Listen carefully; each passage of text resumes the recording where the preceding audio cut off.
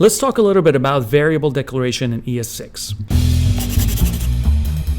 Everybody knows var, right? Var a equals 1. Doesn't matter where I declare it, I can access it inside the if, outside the if, inside any block, with the exception of function. You can see here var b equals 2 inside the block is accessible also outside the block. This is important because if you can access it, that means you can also overwrite it, so that's dangerous. With let, you don't have that problem. Let a equals 1 is accessible right here, but if I declare it inside an if, it is not accessible outside the if. Let b equals 2, log inside the block gives me 2, outside it says b is not defined. That's a good thing. Now what's the deal with const? It's exactly like let, except you can't overwrite the value at all. C equals 3, and then if I try to go C equals 4, it says no thank you, assignment to constant variable. Use constants everywhere you can, and if not, just use let. And that's a little bit about variable declaration in JavaScript ES6.